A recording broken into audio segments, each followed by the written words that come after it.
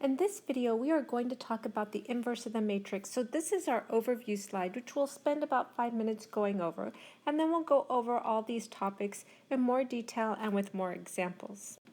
The matrix inverse is the matrix analog of the multiplicative inverse in real numbers. In the same way we used a multiplicative inverse to solve equations with real numbers and variables, we're going to use the matrix inverse to solve matrix equations such that as this ax equals b, we're going to multiply both sides of the equation by a inverse to solve for x.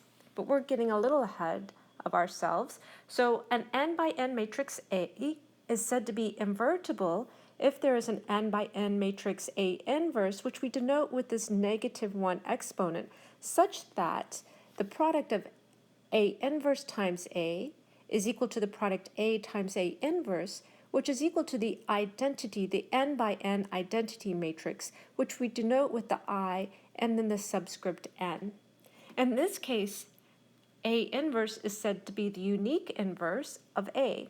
And notice here in this equation, because matrix multiplication is not commutative, both equations, the A inverse A equals I and A times A inverse equals I, are needed. And for full generalization, because the product is equal to the identity matrix, which is n by n, the matrices must be square when we talk about matrix inverses, for full generalization, that is.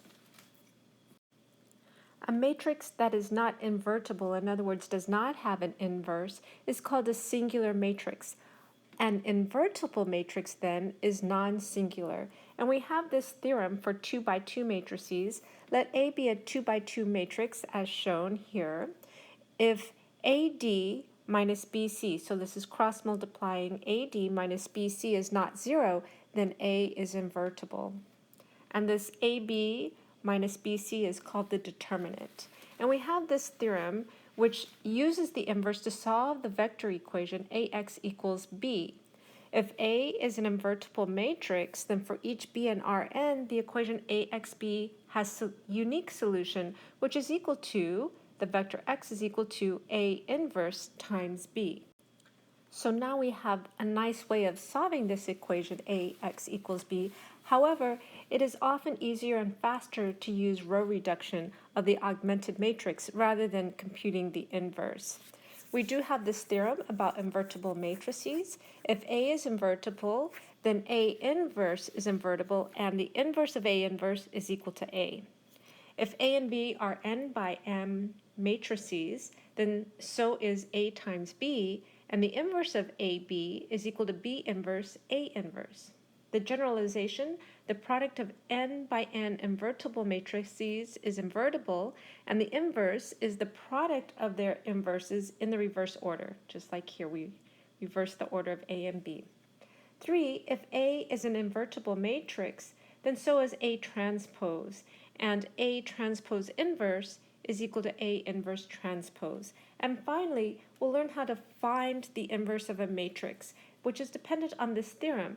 If an n by n matrix is invertible, if and only if it is row equivalent to the identity matrix, and any sequence of elementary row operations that reduces A to I also transforms I to the inverse. And we'll see how we use this theorem to solve for A inverse.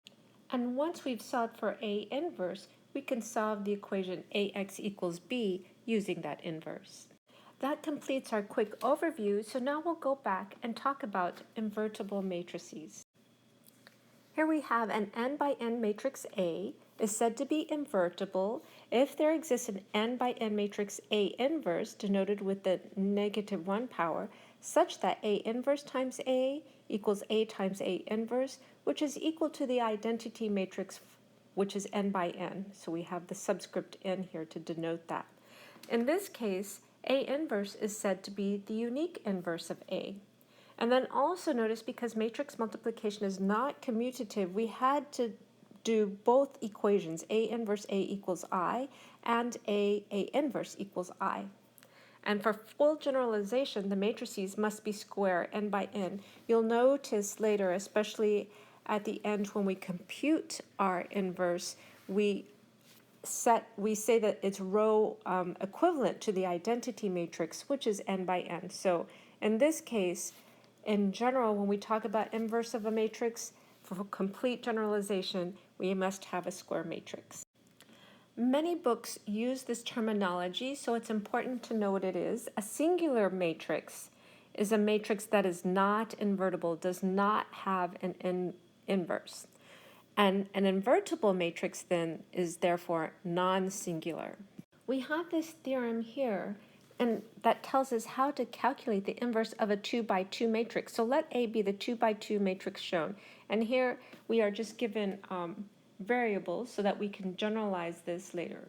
So that we have the matrix A is equal to the column vector AC and the column vector BD.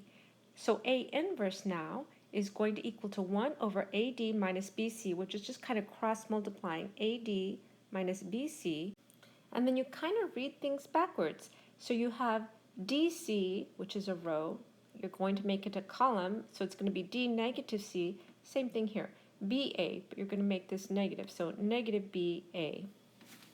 And this 1 over AD minus BC is called the determinant. And this theorem over here says that AD minus BC needs to be not equal to 0 if A is invertible. So this theorem says that a 2x2 matrix is invertible if and only if the determinant, this AD minus BC, is not 0, because you want to avoid the division by 0. I condensed the notes here so that we could do this example. Find the inverse of A, whose column vectors are 3, 5, and 4, 6.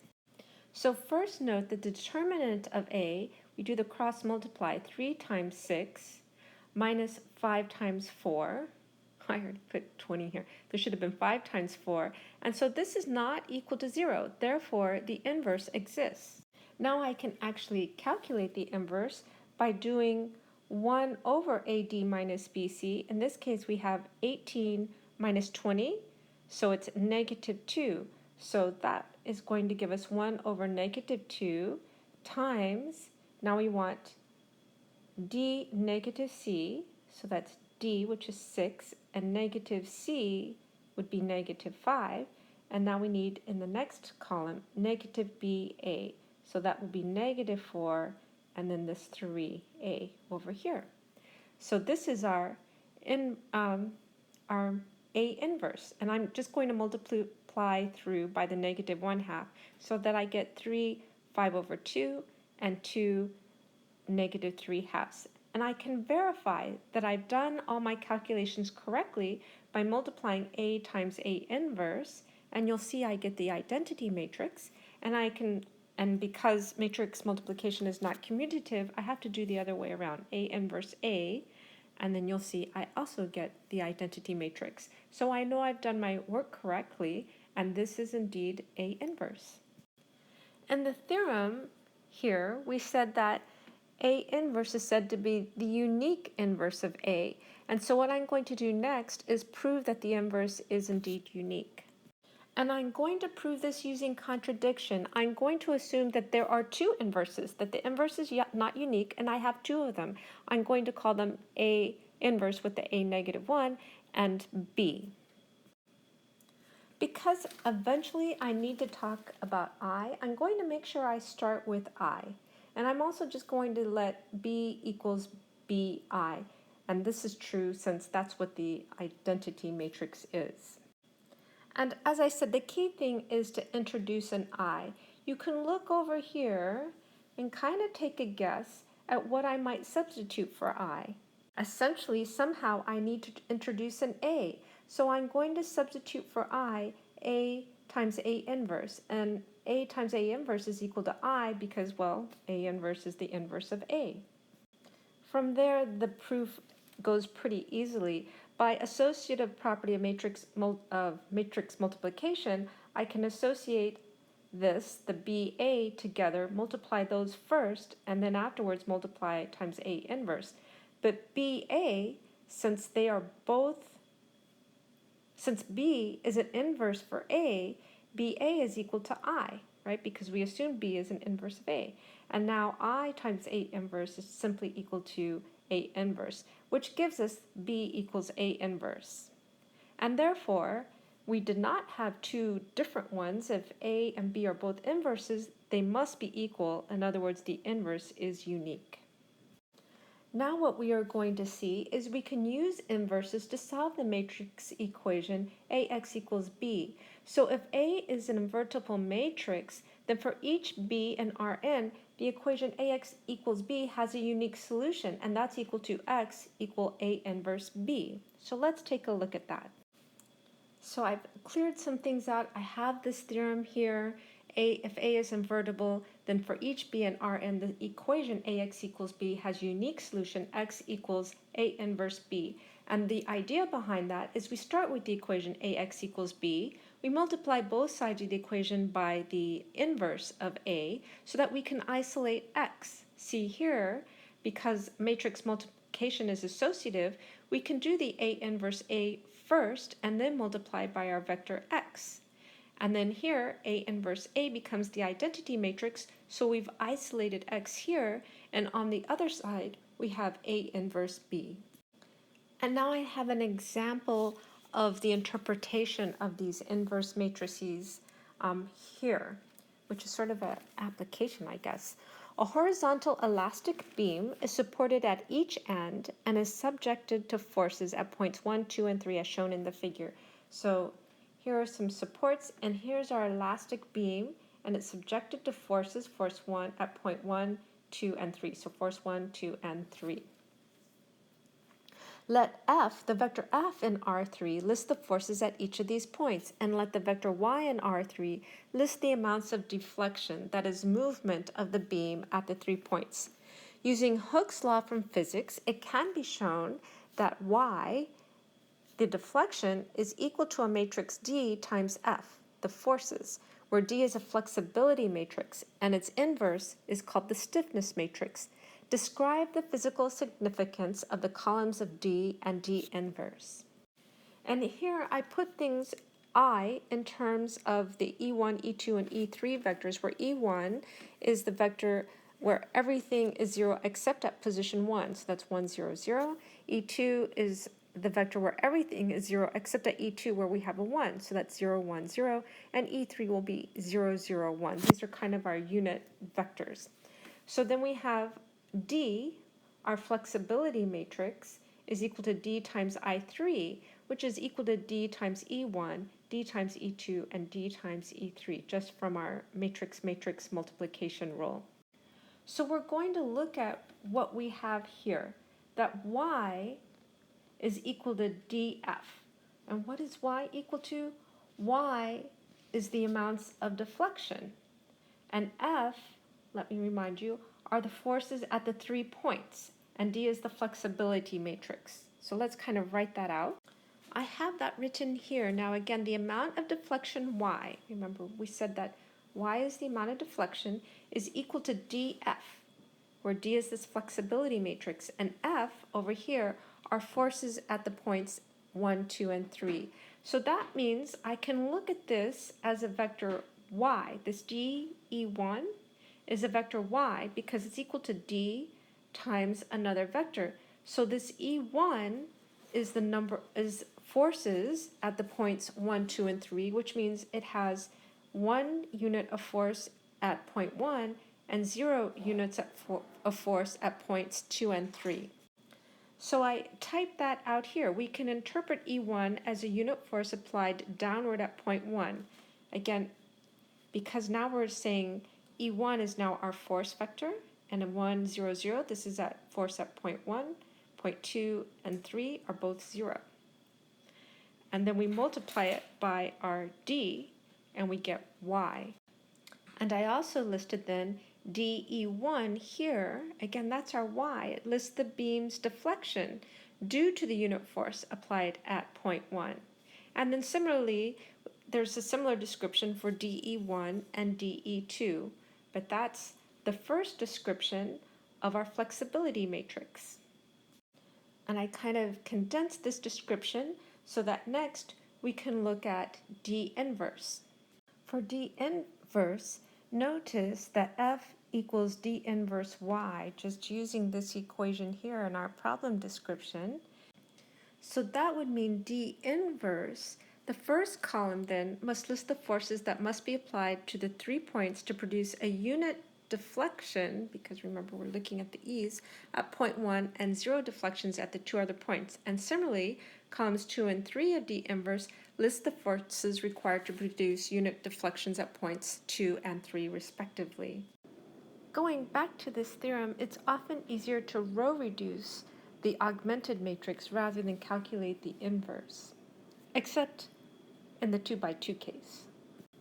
Here is an example of using inverses to solve AX equals B. Use the inverse found in the previous example where we calculate the inverse of this A matrix, 3, 5, 4, 6, as being A inverse -3, 5 halves to -3 halves. And we want to use this result to solve the system of equations 3x1 plus 4x2 equals 3 and 5x1 plus 6x2 equals 7. I actually don't memorize this x equals A inverse B. I just kind of derive it because it's just like algebra. So if you start with the equation AX equals B, you know you can multiply both sides of the equation by A inverse, and then these two here get grouped together to become I, so you're left with x is equal to A inverse B. So it's a very easy thing to calculate this formula. I don't memorize it. Using that then our x is going to be A inverse, which we calculated as 3, 5 halves, 2 and minus 3 halves, times B, which is equal to 3, 7. So you can see our x is going to be 5, -3, and you can check your answer by plugging back into the original equation. So 3x1 plus 4x2, if I plug in 5 for x1 and -3 for x2 is equal to 3, which is exactly what I wanted. And then I have 5x1, the second equation, 5x1 plus 6x2 is equal to, plugging in 5 for x1 and -3 for x2 gives me 7, which is exactly what I wanted here.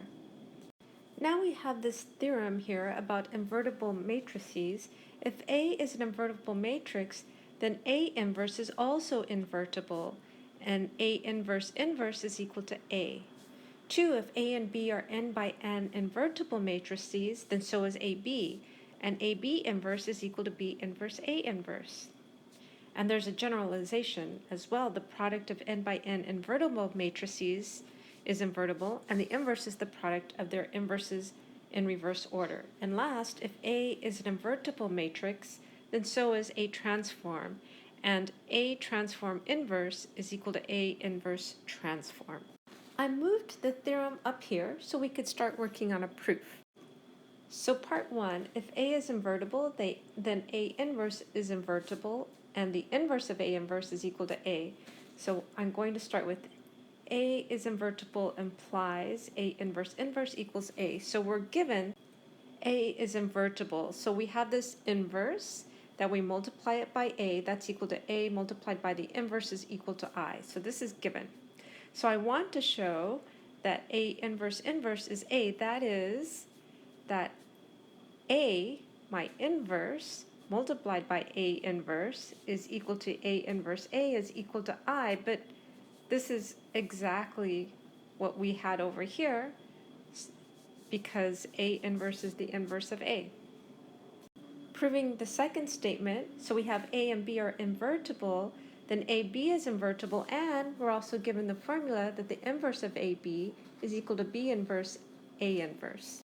And I have started just by writing the given again. A and B is invertible, which means A has an inverse, so A times A inverse is equal to A inverse times A, which is equal to I.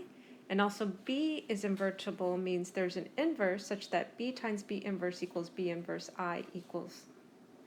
B inverse B equals I. So I want to show that AB times what we're proposing to be the inverse, B inverse A inverse, is equal to B inverse A inverse times AB is equal to I.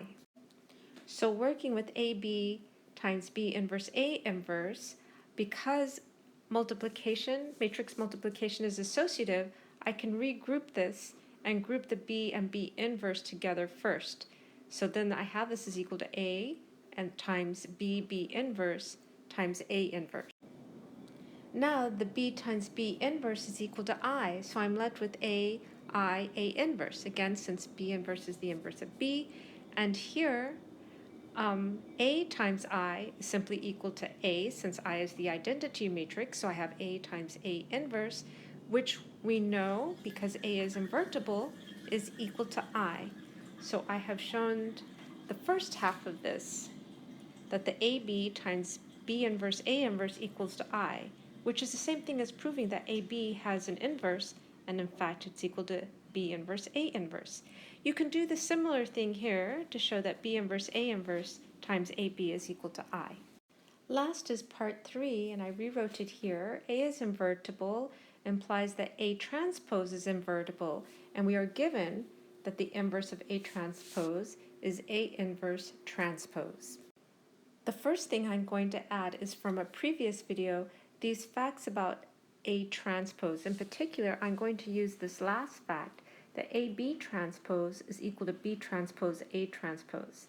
And next, I'm just going to write my given. Since A is invertible, that means there's this inverse. A inverse times A is equal to A times A inverse, which is equal to I. So this is given. And we want to show that A transpose inverse is equal to A inverse transpose. And if this is indeed the inverse, that means these two multiplied together should give us I. So that's what I wrote here. First I wrote the A inverse transpose times A transpose is equal to A transpose A inverse transpose is equal to I. So this is what we want to show. And I'm going to start with this left-hand side, A inverse transpose times A transpose.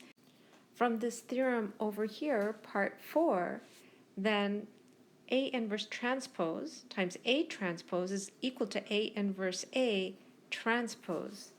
Just look at theorem number 4, because this is kind of backwards. I have my here, this would be considered my B, and this is considered A. So B transpose A transpose is equal to AB transpose. So this will be AB transpose. But my A inverse A is equal to my identity, right? Because A is invertible, transpose, which is just equal to the identity. So I have shown this first left-hand side is equal to I. But now the second equation, you can do the calculations. It's a very similar calculation. So the last thing we need to do is find the inverse of a matrix. And we're going to use this theorem here that says an n by n matrix is invertible if and only if it is row equivalent to the identity matrix of size n by n. And any sequence of elementary row operations that reduces A to this identity matrix also transforms the identity matrix to A inverse. Your book shows 2 ways of interpreting this theorem, and so it shows 2 algorithms for finding the inverse of a matrix. I am going to choose one to show you. I will use this example to illustrate. So we have A, our matrix, which has the column vector 0, 1, 4, 1, 0, negative 3, 2, 3, 8. According to this theorem up here, any sequence of elementary row operations that reduces A to the identity matrix. So here we have a matrix, an extended matrix, and it has A on the left and I on the right. As we row reduce this matrix so that A becomes I, it will transform I into A inverse. And as A becomes I, as we row reduce this part as well, I will become A inverse. So here I've done the row reductions, so I operate on this A augmented with I, and I do the row reductions until eventually I get A, oh this isn't quite it, till A becomes I. Now I, because of the steps I've had to do, now is A inverse, and you can verify this by multiplying this A inverse times A, see that it's equal to A times A inverse, and it should be equal to I. Now that we've covered all the material for our video, I have 3 more problems for you, but since we've covered everything, I'm going to suggest after you hear the problem statement, each of the problem statements, you pause the video and give the problems a try before you look at the solutions. The first problem is to use determinants to determine which matrices here are invertible. And remember, the determinant is the cross multiplication, so this A times D minus B times C. So for A, we have 3 times 6 minus negative 9 times 2. And so this is 18 plus 18 is 36. Since this is not equal to 0, that means this matrix is invertible. And I went ahead and I did the calculations where I have my matrix A here, my 3, 2, negative 9, 6, and I put my identity matrix alongside it. I row reduced until A became my identity matrix, and then I found my inverse, and I verified it was the inverse, and I only did one of the multiplications, but I did A times A inverse, and I get the identity matrix. Part B, I have 4 times 5 minus negative 9 times 0, which is just equal to 20, so it's invertible. And I did not do this whole calculation to find the inverse, but you can certainly calculate it and then also check to see you get the identity matrix. Last, I have 6 times 6 minus negative 9 times negative 4, which is 36 minus 36, which is 0. So this last matrix is not invertible. If you try to row reduce this last matrix, the 6, negative 4, negative 9, 6, you'll see you will not be able to get it row reduced into the identity matrix. The next problem is to find the inverse of A if it exists, where A is equal to 1, negative 1, 5, negative 2, 5, negative 4, negative 1, 6, 5. To solve this problem, I have my matrix A over here alongside my identity matrix. I did the row reductions until finally, I was trying to get the identity matrix here, but what I got was zeros on the bottom, and from here, there's no way I'm going to be able to get the identity matrix. So because of the 3 zeros in the last row, these 3 zeros here, further row operations will not transform our matrix A into the identity matrix. Therefore, the matrix is not invertible. This last problem, if A is an invertible matrix, prove that 5A is also invertible. So I rewrote what I'm trying to prove. A is invertible implies 5A is invertible. So we're given that A is invertible. In other words, there's an inverse, A inverse, such that A inverse times A equals A times A inverse equals I. And now we want to consider 5 times A. So the idea is at some point we want to have 5A inverse multiplied by 5A and get I. So when I look at this, well, my A inverse and A, that's going to give me I. But for my inverse, I need to multiply by 1/5, so this 5 will go away. So I'm going to assume that the inverse of 5A is equal to 1/5 A inverse. So now I plug in my proposed inverse, 1/5 A inverse, times 5A. So now, because of properties of matrix scalar multiplication, I can pull out my scalars, and I got 1/5 times 5, and I have my A inverse times A. So this is equal to 1 for the scalar, and A inverse times A is equal to I, and I am done.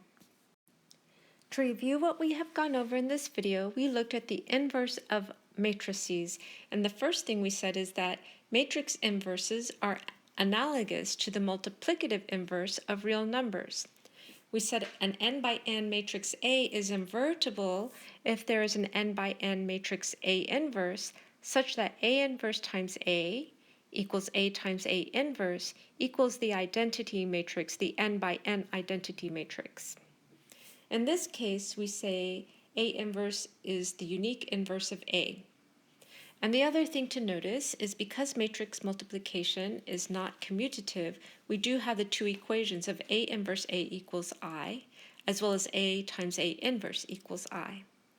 And last, because we have things equal to our identity matrix, for full generalization, the matrices must be square. They must be n by n.